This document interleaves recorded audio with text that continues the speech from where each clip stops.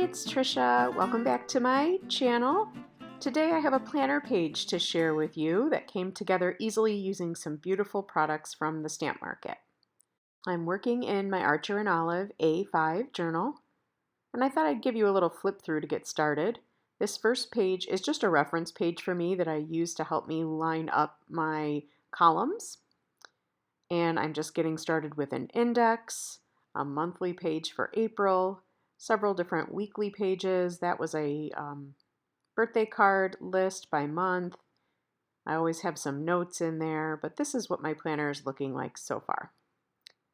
For this week, I have already drawn in the framework for my calendar by just creating 8 columns. And now I'm just going to mask some of the edges of that calendar so that I can stamp around the outside, and it'll look like my stamped images are tucked behind my big rectangle. So I'm thinking that lower left corner on the left side, maybe across the top over here on my right page, and then a little bit down on the right hand side as well. And that'll give me a nice visual triangle and 3 groups of flowers, which is always an appealing arrangement. I'm just using that Post-it tape, marking off my areas. These are the 2 stamp sets I'm looking at from the stamp market. They are similar, so I can mix and match. The first one, this is called Flower Shop, and they're simple 2- and 3-step images that you can layer up with different inks, and they just come out with these really modern, kind of funky looking florals. I love them. So if you're not familiar with stamping in a book, you have to pay attention to how your page is laying. I'm at the beginning of my book, so you can see the left side there only had a few pages. The right side had quite a bit. I'm just tucking a stamping mat under my left side to support that so that I have a nice surface to stamp on. And you can see that solid image just stamped out perfectly on both sides of the page because I had it nice and supported underneath. So the second layer to this image, by the way, I started with bubblegum ink, and the second layer to this image creates some detail lines and sort of the interior of the flower. And I am stamping that in Peony ink, and you see how just instantly that comes to life. So I did that in a couple of spots on the page, and then I'll move on to some different flowers as well. There's a little leaf, kind of a base of the flower that you would put right where the stem meets the flower. And I'll just add that to my lower left corner. So one thing that I do, this is the second set I'm working with called Field Flowers. And one thing I do is I'll stamp out all of the images together and leave them with my stamps in their packaging. And that way it's really easy for me to visualize what my finished images will look like, even though they layer up differently. So as you know, as you're looking at this sheet, it's sometimes hard to picture what you're going to get. So that helps me, and I just keep them right inside the packaging. So this one little group here of little, I don't know, buds or berries has 4 or 5 berries, 4 it looks like, and then some layering images and a little stem. And when you see them just in the package, it's hard to know that they're all going to go together and what's going to turn out. So I did the base layer for those in blush ink, and I notice that I'm a little bit out of frame here. I do correct that in a minute. But I did the next layer in peach, and then the stem here in Emerald Isle. I am just inking those up. I have a combination of ink cubes and the full-size ink pads. I use them both interchangeably, and I like them for different things, but it really doesn't matter. Whatever you have will work just fine. So now I'm adding this kind of fluffier, almost carnation-looking flower at the top, and I'm going to use the same color combination to introduce that color to the top of the page. So blush, and then another layer in peach, and then there is a tiny little detail layer here in that I'm adding, and that is in the Coral Reef ink. And I realized there was one more little layer on those berries, and I added that in the Coral Reef as well. There is a stem that tucks right into that peachy flower also, and I'm going to get my Leafy ink out and just drop that stem in underneath there. With some black ink, I will add the little stamen or the little detail to those big round flowers. And now there's this puffy, oh, it almost looks like the shape of an acorn, but it's really pretty. This kind of puffier looking flower that has 2 layers. So I'm going to do the base layer in 3 places and using the citrine ink. And then I'll come in with curry to add the details, and that has little like needle shaped details. I love all the texture and different looks for all these different flowers. Now for some fillers, there is this little frond of greenery, and I'm adding that in Tropic Teal, and I'm really only inking up like the top half of this.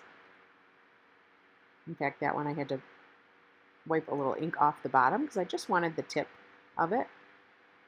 And then the stem curves right into the center of that, and I'm using that emerald ink again for that. So let me know if you think I'm zipping through this too quickly. It's just basic stamping. I just wanted you to kind of see how these flowers pull together, but I'm not doing anything tricky here. I'm just following the packaging and the instructions on the website and just layering up the flowers and kind of creating a little scene.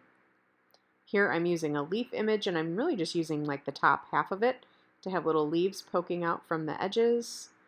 And I'm going to take that other leaf image that went at the base of the round flowers, and I'm going to use that to create a little slightly different shaped and sized leaves also. So I'm just selectively inking here to get some different looks.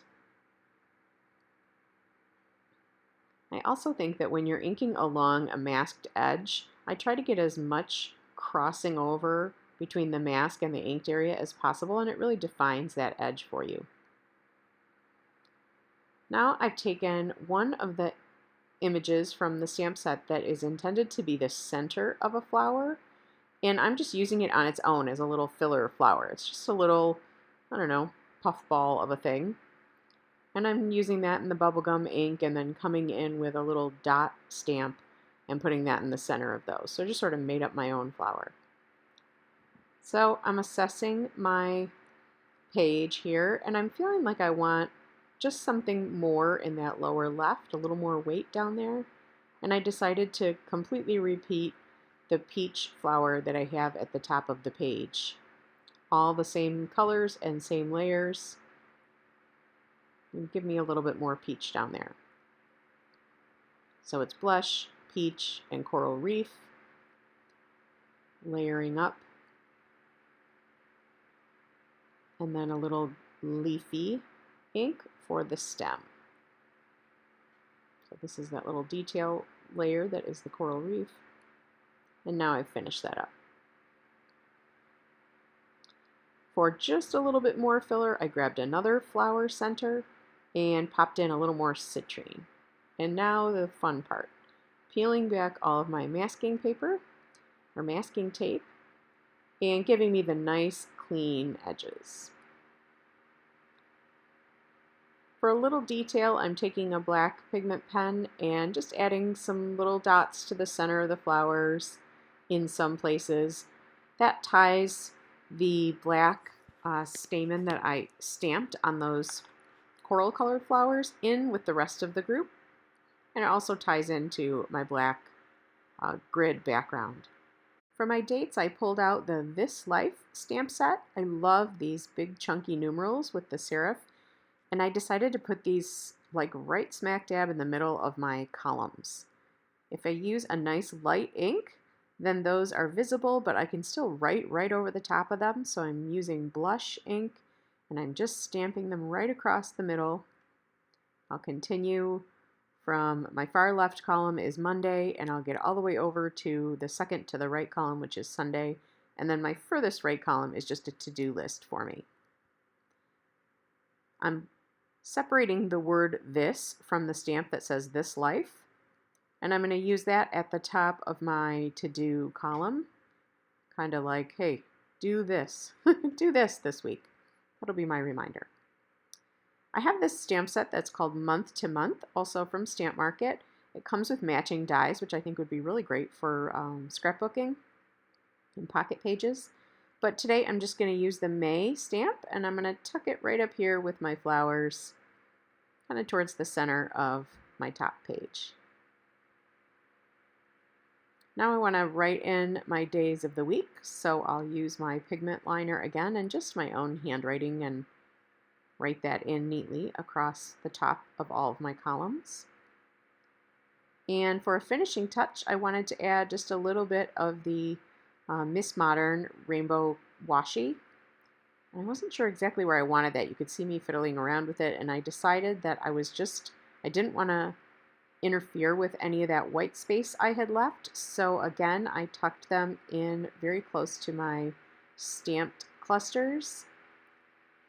We ended up having one in the upper right and one in the lower left, and just retaining all that white space on the top left. Down at the bottom there, I'm just using a craft knife to sort of trace around my florals so it looks like the washi's poking out from behind. So I hope you enjoyed that. I'm going to slow it down and give you a little closer look at the stamping